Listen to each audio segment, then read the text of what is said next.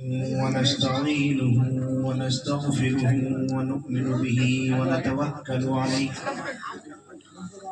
ونعوذ بالله من شرور أنفسنا ومن سيئات أعمالنا من يهده الله فلا مضل له ومن يضلله فلا هادي له وأشهد أن لا إله إلا الله وأشهد أن سيدنا ومولانا محمدا عبده ورسوله وصلى الله تعالى على النبي الأمي وعلى آله وأصحابه وبارك وسلم تسليما كثيرا كثيرا أما بعد یہ مختصر سی نشست اس لیے قائم کی گئی ہے کہ اس گھر سے دو لوگ سفر عمرہ کے لیے تشریف لے جا رہے ہیں، یعنی یہ کہنا چاہیے کہ وہ اللہ تعالیٰ کے گھر کے دیدار کے لیے تشریف لے جا رہے ہیں۔ تو آج کی مجلس چونکہ مختصر ہے اور ٹھیکیدار والی مسجد میں مولانا لاٹ صاحب کے پروگرام میں بھی شرکت کرنی ہے ہم لوگوں کو، تو تھوڑی دیر اپنی بات کہیں گے اور بات ختم کر دیں گے، لیکن آپ حضرات سے درخواست ہے کہ صرف مجھے دیکھیں اور بس غور سے سنیں۔ دیکھو ایک حدیث ہے، رجع کولدت امہ او کما قال النبی صلی اللہ علیہ وسلم۔ حدیث شریف کا یہ اتنا ٹکڑا، پہلے بٹھا لو جہاں بھی بٹھانا، حدیث شریف کا صرف اتنا ٹکڑا میں تمہیں سمجھاؤں گا اور اس بات کو آپ توجہ سے سمجھ فرمائیں۔ عمرہ کرنے اور حج کرنے کے کیا فائدے ہیں؟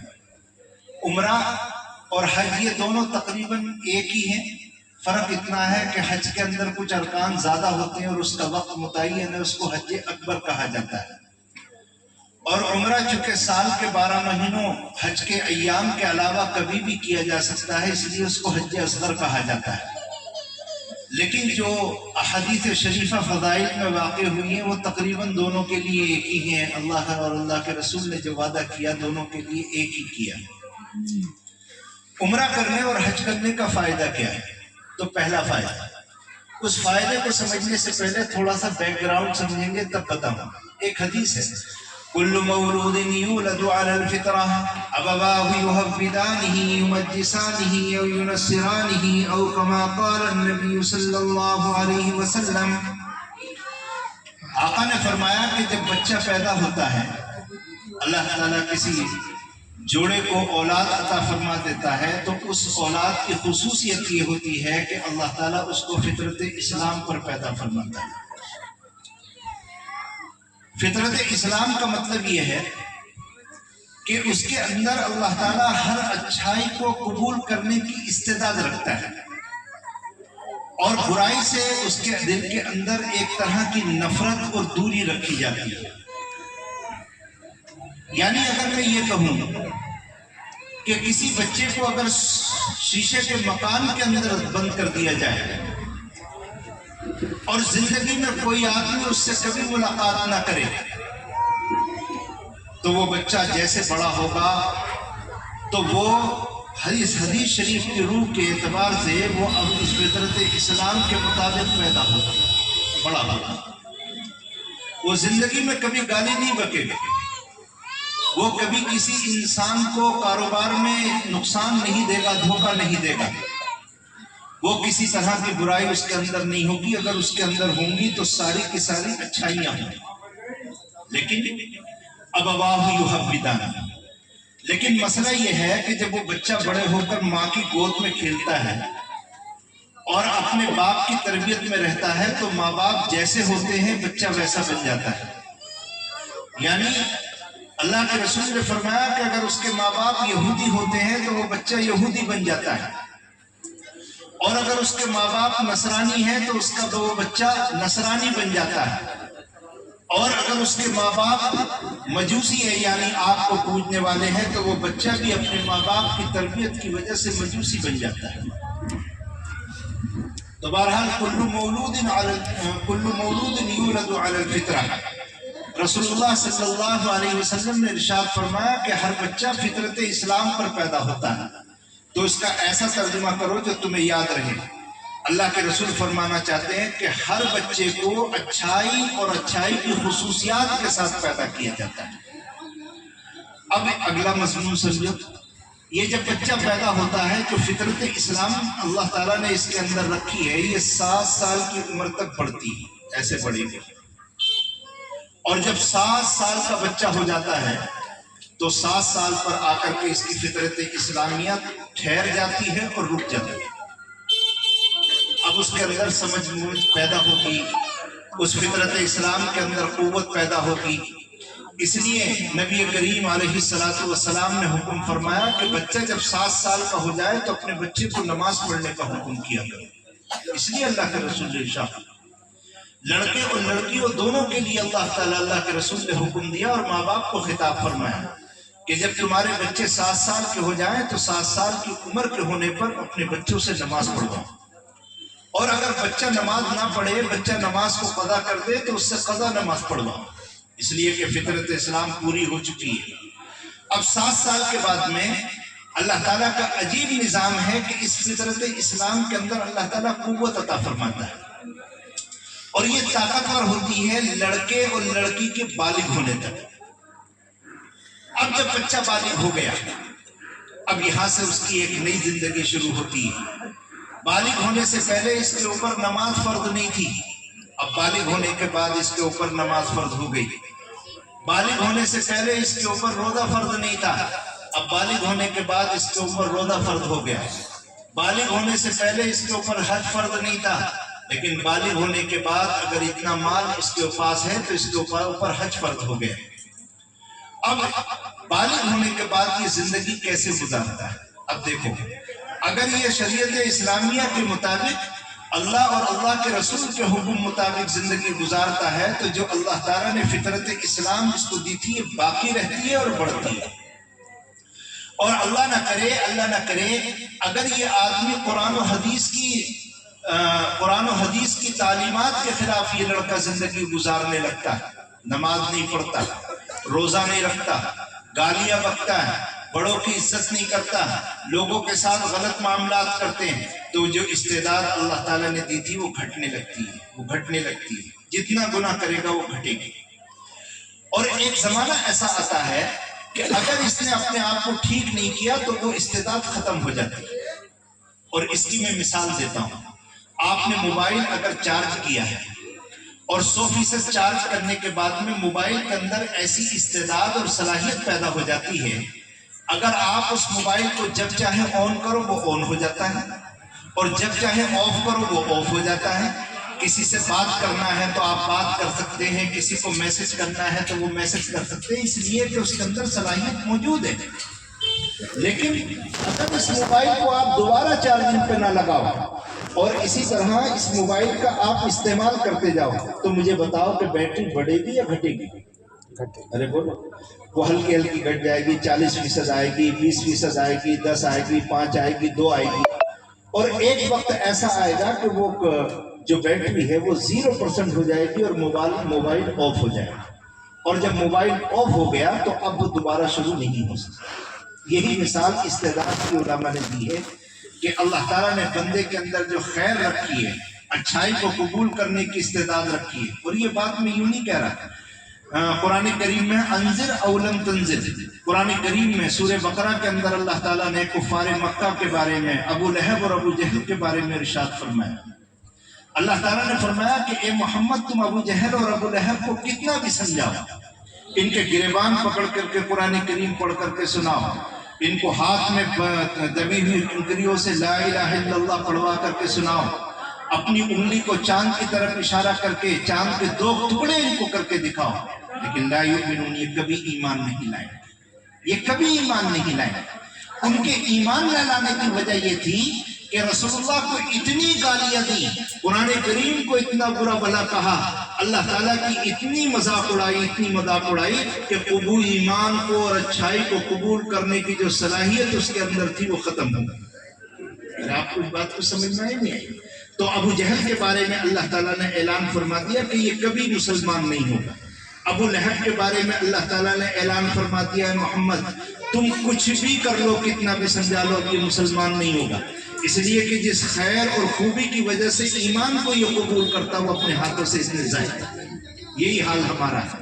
ہم نے اگر بالغ ہونے کے بعد میں گناہوں کی زندگی گزاری ہے، اللہ تعالیٰ کے احکامات کے خلاف زندگی کو گزارا، تو اچھائی کو قبول کرنے کی جو صلاحیت ہے وہ ختم ہو جاتی ہے۔ اور دیکھو یہ بات ایسی نہیں جس کو سمجھنا پڑے، ہم میں سے کتنے لوگ ایسے ہیں کہ ان کو مسجد میں جاتے ہوئے ڈر لگتا ہے، ہم میں سے کتنے لوگ ایسے ہیں کہ 5 وقتہ تو چھوڑو، جمعے کی نماز پڑھنے کی بھی اگر ان کو گھر والوں کے کہنے کی وجہ سے توفیق ہو جائے تو ان کو اس بات کی جلدی رہتی ہے کہ کسی صورت سے امام صاحب سلام پھیرے اور میں مسجد سے باہر جا کر کے کھڑا ہوں۔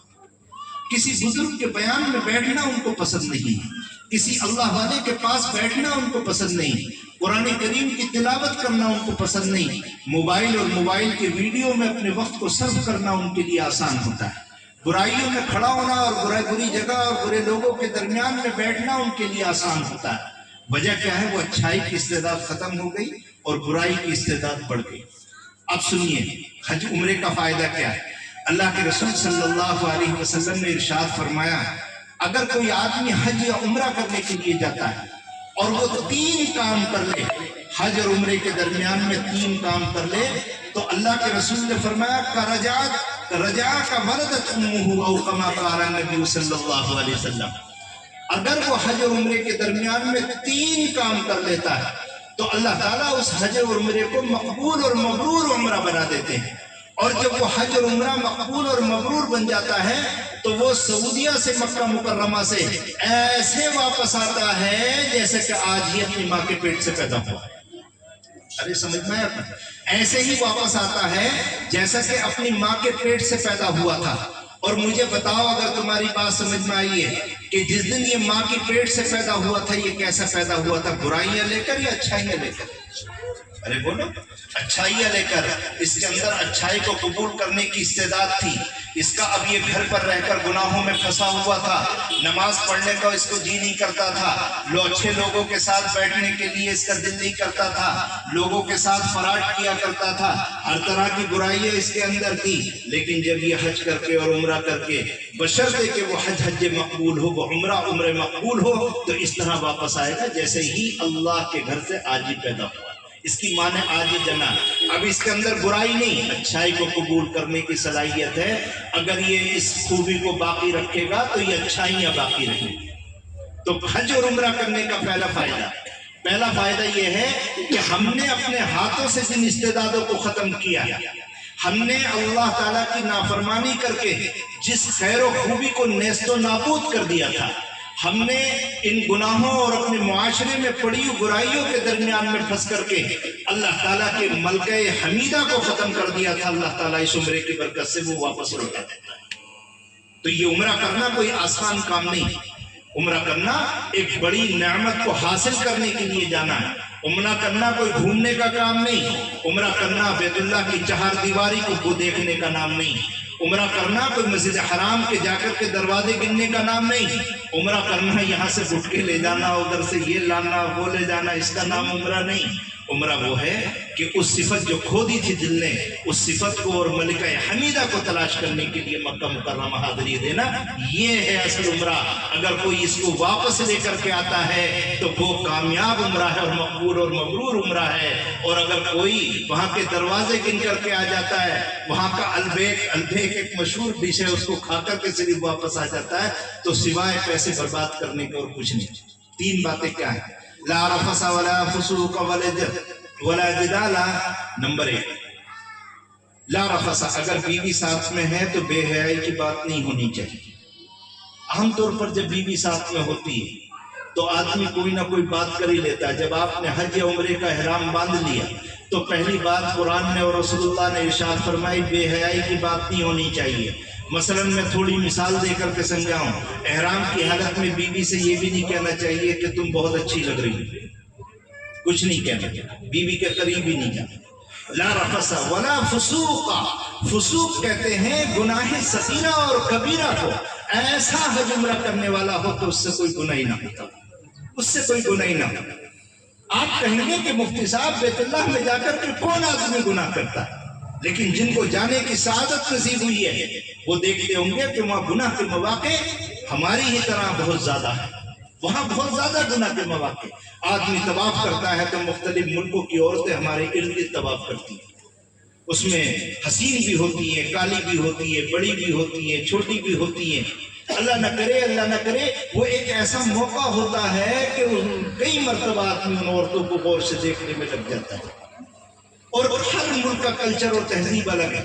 ہمارے ہندوستان کی عورتیں حج اور عمرے سے فارغ ہونے کے بعد میں پردہ کرتی ہیں، لیکن کچھ ملک ایسے بھی ہیں جہاں کی عورتیں بغیر پردے اور چہرے کو کھول کر کے وہاں کے مکہ اور مدینے کی مارکیٹوں میں گھومتی ہیں، ان کے چہرے نظر آتے ہیں بلا فسوق کا، لیکن کسی گناہ میں نہ پڑے، کسی کی چیز کو بغیر اجازت کے ہاتھ نہ لگائے، کسی کو گالی نہ دے۔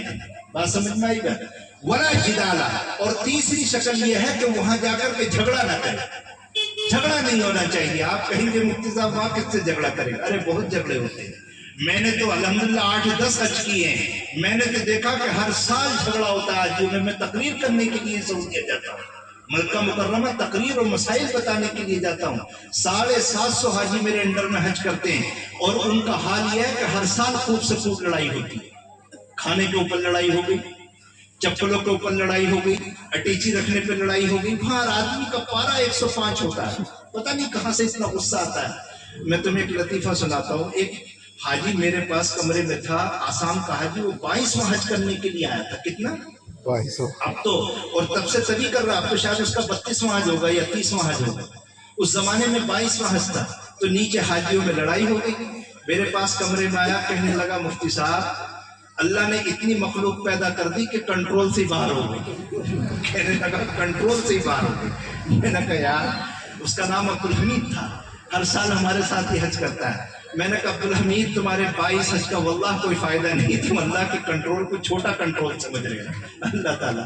تو وہاں ایک مرتبہ اس بات پر لڑائی ہو گئی کہ دہلی کے 2 حاجی تھے اور دونوں کی نئی نئی شادیاں ہوئی تھیں، ان کے درمیان میں جو کھانے کی جو تھالیاں تھیں وہ ایک دوسرے کے سر پر اتنی زور سے ماری کہ خون نکل آیا، صرف اس وجہ سے کہ تم نے میری بیوی کو دیکھا، بس اس پہ لڑائی ہوئی۔ وہ کہہ رہا جی میں تو اس کو دیکھ رہا تھا، وہ جو لڑکا سامنے کھڑا، اب تمہاری بیوی بیچ میں تمہیں کیا کرو۔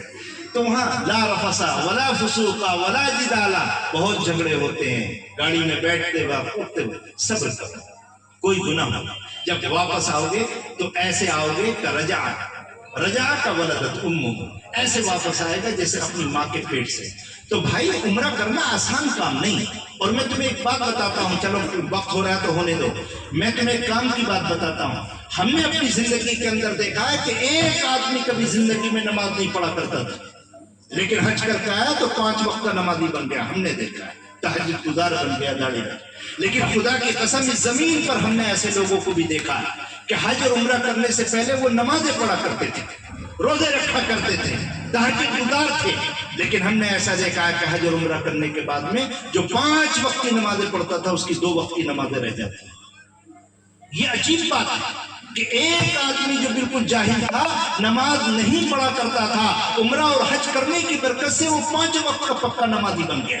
اور ہم نے ایسے لوگوں کو بھی دیکھا جو نمازی تھے لیکن حج کر کے آیا تو نماز چھوڑ دی، اب اس کی زمین مارنے میں لگ گیا، اس کی زمین مارنے میں لگ گیا۔ یہ آخرکار ایسا ہوتا کیوں ہے؟ اب اس بات کو بھی سمجھیے۔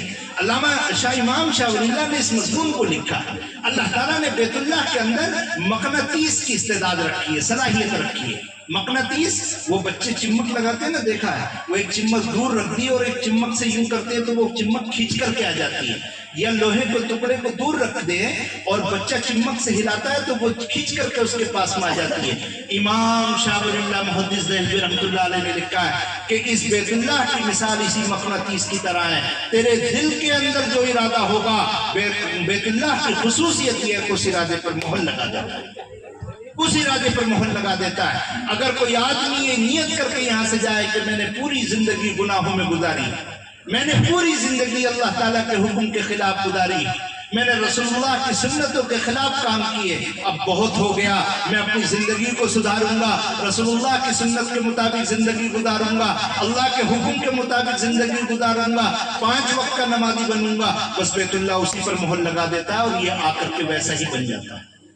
اور اگر اس کے دل میں یہ خیال آیا کہ چلو محلے والوں کو دکھانے کے لیے حج اور عمرہ کرنے جاؤں، لوگ مجھے بھی حاجی کہنے لگے، یا خیال یہ آیا کہ ذرا جا کر کے زمین والے کو دیکھوں گا، حج کر کے آ جاؤں، نبٹ کر کے دیکھوں گا، اس کا کوئی غلط ارادہ ہے تو بیت اللہ اسی پر مہر لگا دیتا ہے، بیت اللہ اسی پر مہر لگا دیتا ہے، اور آدمی جو گندی سوچ لے کر کے جاتا ہے ویسا ہی بن کر کے آتا ہے۔ تو اس سے ایک بات اور سمجھ میں آئی کہ میری آواز وہ لوگ سننے ہوں گے جو حج عمرے کو جاتے ہیں، وہ آج ہی اپنی نیت کو صحیح کر لیں، وہ سوچیں کہ ہم نے اپنی زندگی کو گناہوں میں گزارا، اب ہم حج عمرہ کرنے کے لیے جا رہے ہیں، اور یہ ارادہ کر کے جاتے ہیں کہ اللہ تعالیٰ ہماری زندگی کو بدلیں گے، ہم نمازی بنیں گے، اللہ کے حکم اور رسول اللہ کے حکم کے مطابق زندگی میں۔ میں بتاؤں تو میں کیسے زندگی بدلتی ہے۔ میں جس ہوٹل میں میں رکا ہوا تھا، جلدی جلدی بیٹھ گئے، جلدی جلدی بیٹھ گئے، جس ہوٹل میں ادھر آ جانا، ادھر آتا، ارے آپ تو سرتاج سلطان سرپرست، اب میری بات سن لو، سارے لوگ آ گئے، ادھر آ، میری بات سن